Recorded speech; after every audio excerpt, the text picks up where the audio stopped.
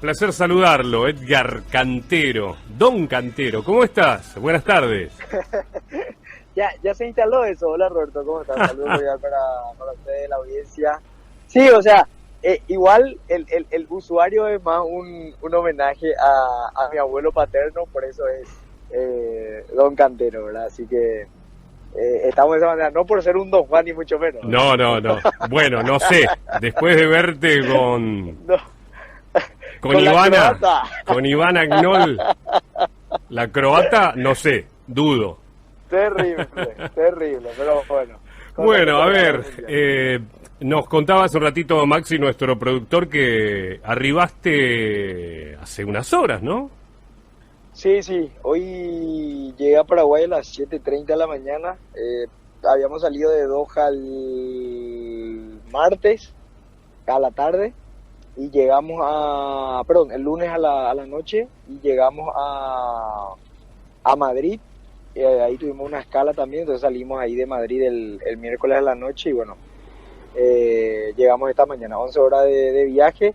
Justo el vuelo también que tomamos, el destino final era Córdoba. Entonces muchos colegas también que estuvieron cubriendo el Mundial hicieron esa parada a Córdoba, ¿verdad? Edgar, ¿y a Qatar cuándo llegaste? ¿Estuviste desde el comienzo mismo, desde el que Sí, arrancó a el Qatar, campeonato, el 20? sí, nosotros llegamos 2 días antes. Llegamos el 18, estuvimos en Qatar. El 19 hicimos todas las gestiones de la documentación, de tener el permiso, porque eso casi nos llevó un día entero. Porque en la previa se hablaba mucho de que tenía que tener los permisos para firmar, los permisos para poder hacer las entrevistas, que nos aparezca alguien y te diga, che, no puedo hacer esto, no puedo hacer lo otro. Entre la acreditación, los permisos de los equipos, eso nos llevó todo el día el 19 y después ya estuvimos listos para el partido inaugural que fue el 20 de Ecuador-Qatar en Albay, que es una ciudad que está a 70 kilómetros al norte, que obviamente es el mundial en sí hizo que se vaya desarrollando todo rápido, ¿verdad? O sea, el metro tiene casi menos de 3 años y la ciudad de Albay, Lusail y demás se fueron construyendo hace 2 o 3 años atrás. Uh-huh. Bueno, imagino que debes tener muchas cosas para contar porque debe haber sido una experiencia estupenda para vos, ¿no? Sí, primeramente porque nosotros, al no estar una selección o la selección que uno representa periodísticamente hablando, ahí uno tiene más diversidad y tiene más contenido para hacer, es decir, seguir a los sudamericanos, seguir un poco de historia también con algunos partidos de los europeos, conocer también un poco la idiosincrasia del país, mostrar un poco la cultura, el lado humano, conocer un poco cómo es parte de la tradición de lo que fue Qatar, entender un poco también cómo se maneja el gobierno, es decir, el trabajo en sí fue mucho de 50% fútbol y 50% cultural, ¿verdad? Entonces se aprendió muchísimo, entender también un poco cómo era el tema del consumo del alcohol, si había o no fiestas para los extranjeros, hasta qué hora se podía salir a la noche, a irse de fiesta, por decirte, había locales y entidades que tenían el permiso para poder hacer fiestas, pero hasta las 2 de la mañana. Llegaba a las 2 y se cerraba. Algunos sí vendían alcohol, otros no vendían alcohol y los precios sí eran elevados. Es decir, uno en el FanFest mismo, nos tocó por ejemplo estar en uno de los FanFest y arrancaba a las 6 de la tarde acompañado de uno de los partidos, pero a partir de las 6:30 se compraba el tema de la cerveza y la cerveza le salía, a ver, ni un vaso de 500, un poquito menos, $15. Entonces el costo de vida también era elevado, así que en ese sentido íbamos contando un poquito cuánto te salía irte al súper, cuánto te salía moverte, cuánto salía irte un día a la cancha y haciendo las diferencias con lo que es Sudamérica, ¿verdad? Entonces mostramos un poco de ese lado para Paraguay y también disfrutamos del fútbol de nuestros equipos, ¿verdad? De Uruguay, de Ecuador, de Brasil, y ni hablar de Argentina, que si bien había arrancado con el pie izquierdo, después fue pasando etapa tras etapa, y la final fue algo memorable, algo como justamente los chicos en la canción de Muchachos dicen que es Sí. algo que no se puede entender y explicar, y es así, porque también nosotros hablábamos con colegas paraguayos, y no sé si vas a coincidir conmigo, pero eh, para nuestra generación es como que antes cuando éramos chicos nos hablaban del Brasil del 70 de Pelé, Claro. nos hablaban de Maradona campeón en México 86 y la selección argentina. Y hoy nosotros podemos decir a nuestros hijos, a nuestros nietos más adelante o a los nuevos periodistas de otras generaciones con el tiempo que pudimos verle a Messi, a esa Argentina campeona en Qatar 2022. Ujú. Edgar, ¿qué te pareció futbolísticamente el Mundial en cuanto al nivel, equipos de jugadores? ¿Fue mejor de lo que preveías? ¿Cómo lo viviste en ese aspecto, en el Sí, yo juego? creo que vos sabes que tuve una charla también con varios entrenadores al respecto dentro de lo que fue el Mundial y todos coincidíamos en eso. Muchos llegamos para saber si iba a haber una evolución del fútbol, o sea, si íbamos a encontrarnos con algo parecido al Barcelona de Guardiola con el tema de la posesión o qué clase de fútbol directamente. Pero todos eran pragmáticos, o sea, el fútbol si bien España e Inglaterra es lo que intentaban hacer algo distinto, pero después el resto se adaptaba de acuerdo a la necesidad que tenía el juego.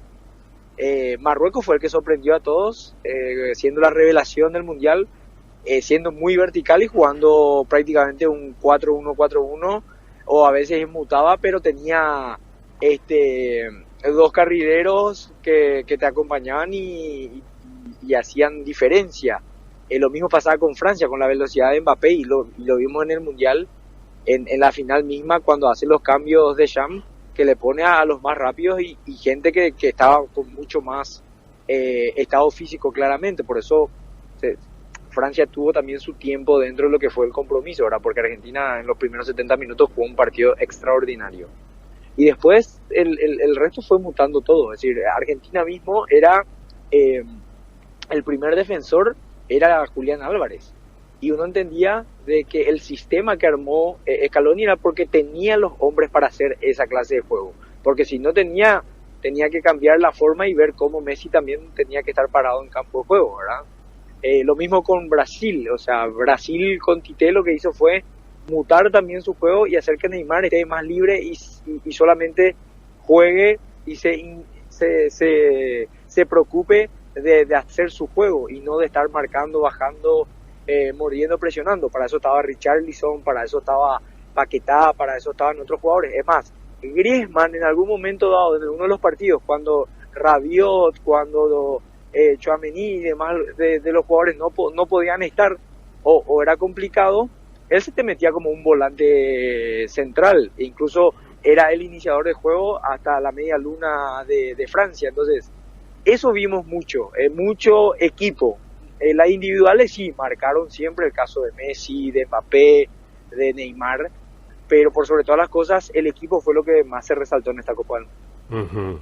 Estaba viendo, bueno, fuiste nota, la gente de Crónica de Paraguay, acá se te ve una foto, te sigo en Facebook, ¿no? Estás con un pedazo de red de la final. Sí, eso fue algo muy loco. Fue algo muy loco porque nosotros al terminar el partido fuimos a zona mixta y teníamos entendido que los jugadores iban a pasar con el camión destechado. Pero antes de eso estábamos en el sector de prensa y estábamos viendo ya las celebraciones y los jugadores cortando la red. Y nosotros lo que hicimos fue, bueno, tratar de ver si podíamos ingresar al campo de juego también, ya que terminaba todo. Y los guardias nos decían, no, esperen un ratito, porque acá hay celebración de jugadores, qué sé yo, y esto. Y después en esa, hablando, nos hicimos amigos de uno de los guardias y bueno, por cosas de la vida ese guardia, por eso decimos nosotros que fue un ángel, un milagro. No sé cómo hizo, no sé si uno de los jugadores o le pidió a algún familiar o él mismo tenía una tijera y fue y cortó la red y tuvo parte de la red, y después le dijimos, hermano, esto es una reliquia, o sea, vos estás dimensionando. Y claro, los árabes, el fútbol medio que es como que, no sé. Y entonces ahí agarra y dice, no, mira, si quieren puedo darles parte de la red. Nosotros claramente que sí, amigo. Claro, entonces trajimos un pedacito de historia también. Uh-huh. Acá se lo ve, creo que es Paulo Dybala, ¿no? Bueno, hay un jugador argentino por aquí también, sí, cortando directamente la red. Claro, lo que pasa es que se cortó en la red de ambos arcos. Uh-huh. Entonces quedó como más representativa justamente esa foto de Dybala, porque fue el primero en empezar a hacer los cortes, y después claramente cuando vieron que Paulo estaba cortando, bueno, ahí los demás jugadores fueron, también otros colegas que tienen y aprovecharon y cortaron y tienen más partes de la red, y fueron dos, ¿verdad? De tanto del arco norte como el arco sur. Pero calculo que este debe ser de las redes del arco de donde se ejecutaron los penales, ¿no? Y puede ser. Igual eso estábamos hablando nosotros y decíamos, esta red tiene goles, porque sea cual sea, claro, se marcaron sí, 3-3 y entonces ya está, no queda para el museíto. Y claro, tenemos ahí con la acreditación, con las entradas, con el muñequito del mundial, ahí vamos a hacer un pequeño set, y bueno, ya queda eso para la historia ahora. Edgar, tal vez me digas el de la final, ¿no? Que también fue escenario de otros partidos. Sé que tuviste oportunidad y la fortuna de conocer los 8 estadios, ¿no? Sí. ¿Cuál te impactó más? A mí el que más me impactó fue el 974. Ajá. Por la estructura, por la forma, porque se habló mucho que era container, de cómo se iba a estructurar eso, cómo se trabajaba, cómo se preparó todo. Y es el estadio de mayor facilidad de acceso, que tiene particularidades, y que las gradas eran container. O sea, yo pensé que solamente era la parte desde afuera, de los baños, de la parte de los rezos, la parte donde estaba la cantina o para subir a la zona mixta y demás, pero era todo, o sea, la grada misma también, y fue el estadio que más me llamó la atención. A ver, el Lusail tiene capacidad para 80.000 espectadores, el Al-Bayt tiene para 60.000, son estadios magníficos, pero yo por la particularidad y la peculiaridad que tuvo ese estadio me quedo con el 974. Perfecto. Otra de las cosas que has hecho en Qatar, bueno, no puntualmente en Qatar, creo que tuviste que ir a la frontera con Arabia, ¿no? Al desierto para andar en camello. ¿Cómo fue esa experiencia? No, esa fue muy buena. Fue muy buena porque fue uno de los días libres, porque pasaba que este es un mundial irrepetible, y decimos esto porque nunca en la historia se tuvo la posibilidad de que puedas ir a 2 o 3 partidos por día. Y nosotros pudimos ir a 2 partidos diarios, por las distancias, porque todo quedaba un poquito más cerca, y se jugaban 4 partidos al día. Entonces, esas primeras 2 semanas, hasta que terminaran la fase de grupos, las 3, fueron brutales, y trabajar casi 14 horas, dormir 4 horas, desayunar a las 2 de la tarde, almorzar a las 5, cenar a las 3, las 4 de la mañana.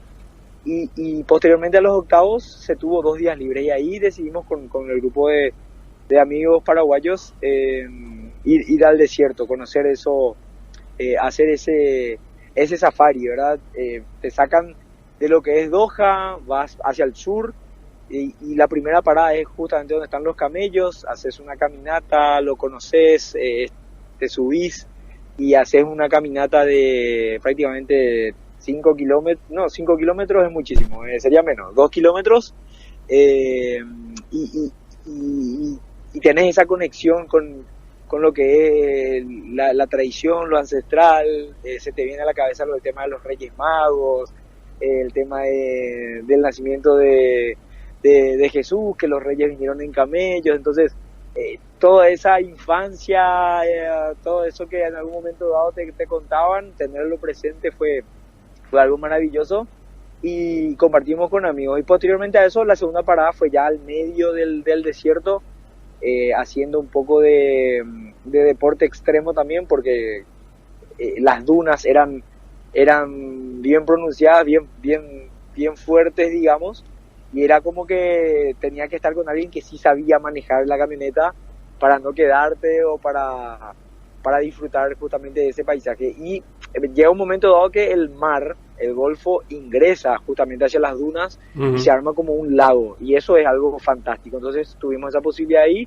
y la última parada es justamente en la frontera con Arabia, es decir, el mar divide y uno llega a la orilla y ve al otro lado Arabia Saudita, ¿verdad? Entonces fue un tramo de 4 horas, es decir, 2 horas desde la salida hasta la llegada de la frontera, y el regreso otras 2 horas ya disfrutando del paisaje, de la gente, ¿verdad? O sea, y no solamente fue nosotros, sino que ese día aprovecharon todos los colegas que armaron el viaje, y después hubo otros días libres también donde más colegas decidieron hacer el desierto también.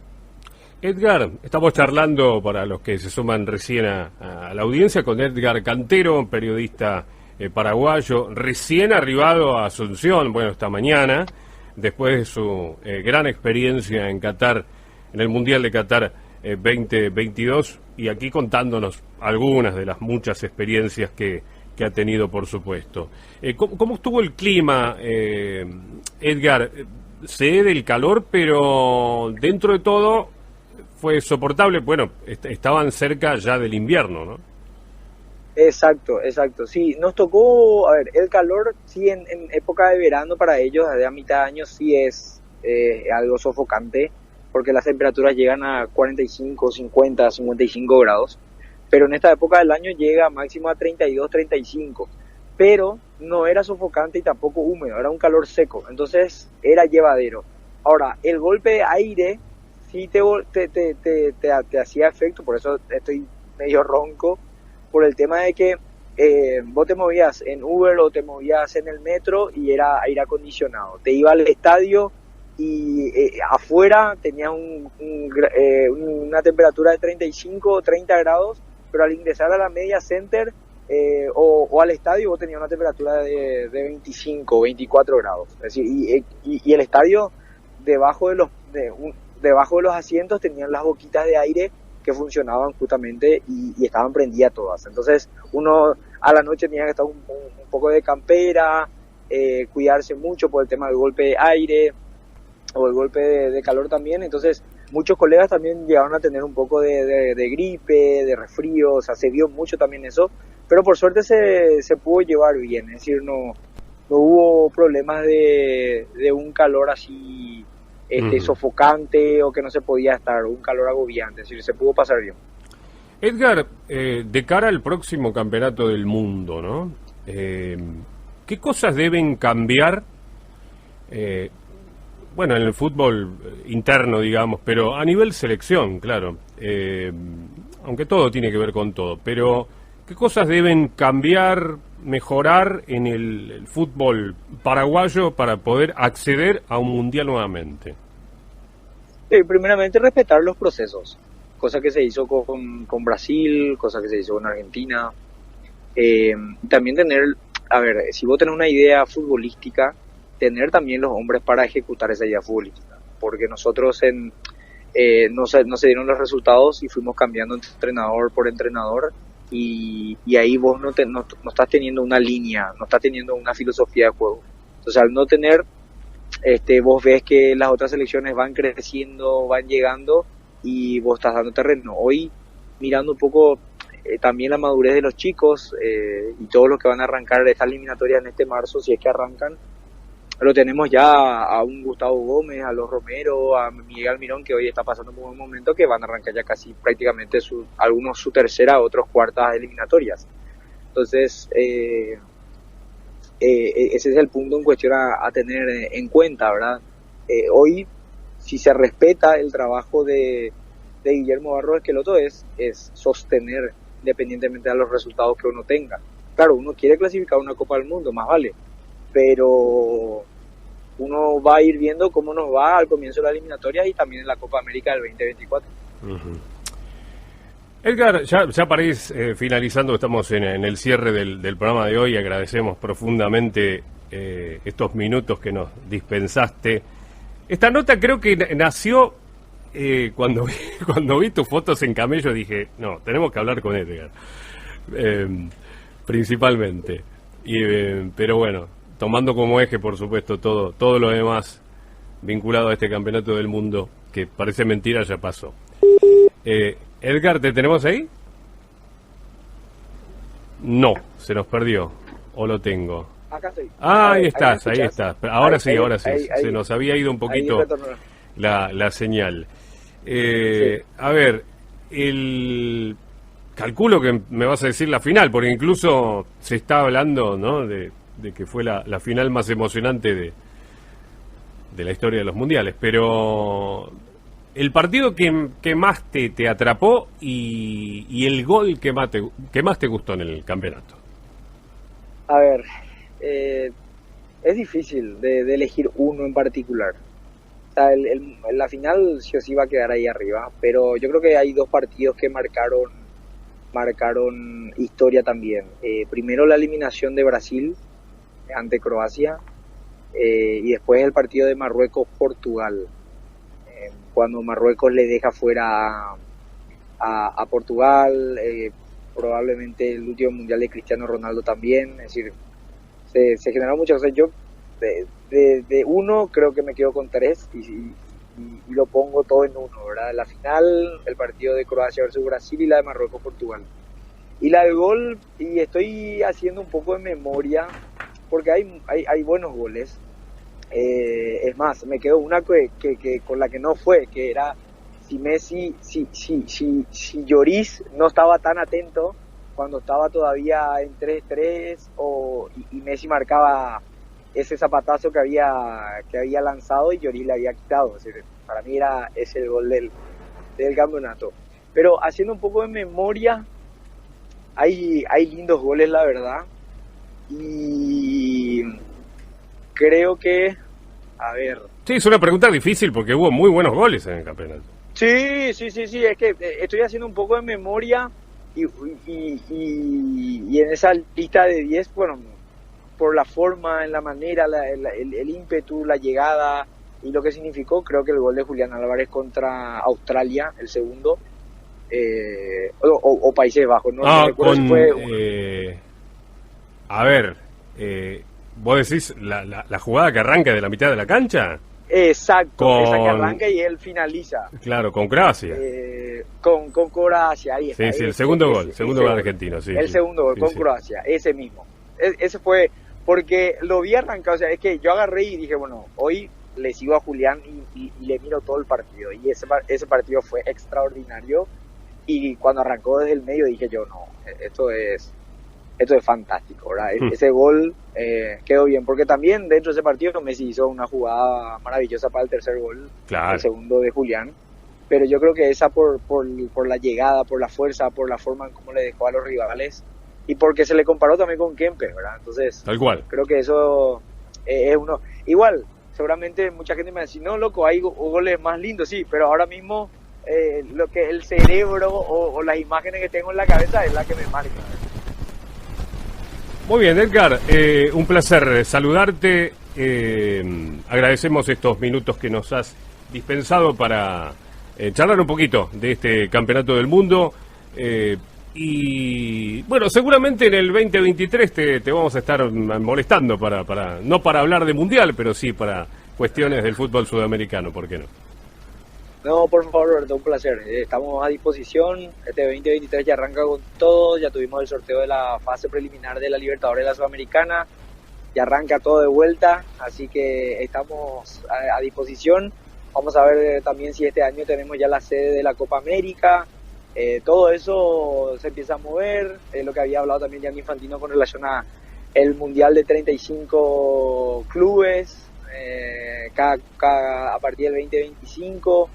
Sí, se va moviendo todo también, así que vamos a ver cómo nos va llevando este 2023. Abrazo grande, que tengas un excelente fin de año para vos y tu familia. Igualmente, Edgar. Igualmente, igualmente. Saludos a todos los chicos, a Maxi, a la gente, a la audiencia. El placer y bueno, feliz año nuevo y felices fiestas también. Igualmente para vos.